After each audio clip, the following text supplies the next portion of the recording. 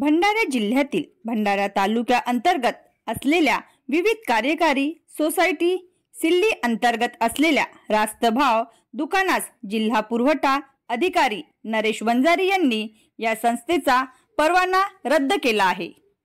या संस्थेत दिनांक 19 डिसेंबर रोजी तालुका निरीक्षक यांनी पाहणी केली असता अनेक त्रुट्या आढळून आल्या आहेत। त्यामध्ये प्रामुख्याने दुकानातील धान्य साठवण्यामध्ये 5.67 क्विंटल गहू व 15.10 क्विंटल तांदूळ जास्त आढळून आलेला आहे।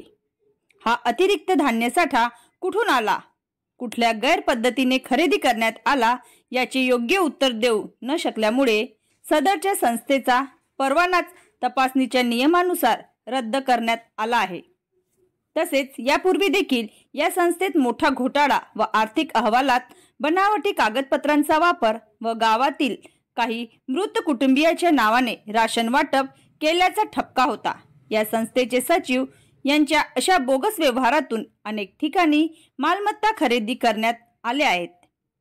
त्याची देखील तपासणी करावी व संस्था अध्यक्ष बावनकुळे व सचिव आर भंडारकर तथा कार्यकारिणी मंडळावर गुन्हा दाखल करण्याची मागणी गावकऱ्यांच्या वतीने करण्यात आली आहे।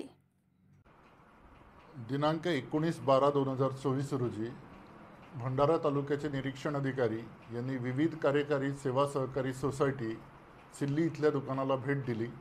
त्यावेळेस दुकानाची इन्स्पेक्शन केलं त्यांनी आणि दुकानाच्या तपासणी दरम्यान 5.67 किलो गहू आणि 15.10 क्विंटल तांदूळ असा साठा अतिरिक्त आढळून आला आणि त्यांनी तो साठा जप्त केला, पंचनामा केला आणि त्याच्यानंतर त्या प्राधिकारपत्र धारकाविरुद्ध कारवाई करण्यासाठी जिल्हा पुरवठा कार्यालयाकडे अहवाल पाठवला।